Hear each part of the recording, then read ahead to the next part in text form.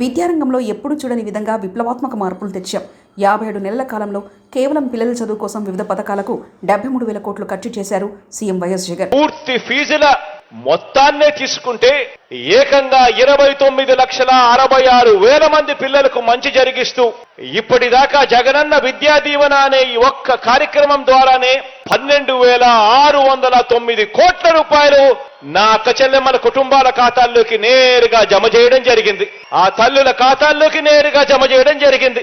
ఇక విద్యార్థులందరికీ ప్రతి విద్యా సంవత్సరం అంటే జూలై నుంచి జూన్ దాకా ఉండే ప్రతి విద్యా సంవత్సరంలో ఆ ప్రతి విద్యా సంవత్సరం మొదట్లోనూ ఆ ప్రతి విద్యా సంవత్సరం చివరిలోనూ ప్రతి ఏప్రిల్లోనూ ఒక వాయిదా మనం ఇస్తూ వస్తున్న జగనన్న వసతి దీవెన ద్వారా భోజన వసతి ఖర్చుల కోసం చెల్లించిన మొత్తం మరో 4,275 కోట్ల రూపాయలు ఈ ఏప్రిల్లో అంటే రేపు నెల ఏప్రిల్లో వసతి దీవెన కింద విడుదల చేయనున్న మరో 1,100 కోట్ల రూపాయలు కూడా కలుపుకుంటే మనందరి ప్రభుత్వం విద్యా దీవెన వసతి దీవెన అనే ఈ 2 పథకాల మీద మాత్రమే పెట్టిన డబ్బు ఏకంగా 18,000 కోట్ల రూపాయలు అని చెప్పి కూడా చెప్పడానికి గర్వపడతా ఉన్నా. ఇలా కేవలం పెద్ద చదువులు చదువుతా ఉన్న పిల్లలు బాగుపడాలి, ఆ కుటుంబాలు బాగుపడాలి, ఆ పిల్లలకు మంచి జరగాలి, ఆ కుటుంబాలకు మంచి జరగాలి అని ప్రతి అడుగు కూడా వేస్తూ వచ్చాం. ఈరోజు ఇలా మనందరి ప్రభుత్వం ప్రతి స్థాయిలోనూ కూడా విద్యారంగంలో మార్పులు తీసుకొచ్చాం.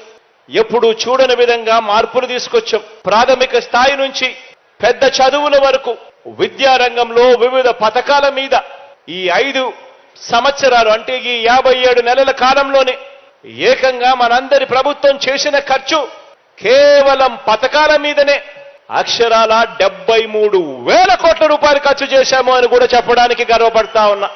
ఈ 73,000 కోట్లు గవర్నమెంట్ రంగంలో ఉన్న టీచర్లకు ఇచ్చే జీతాలు కాదు.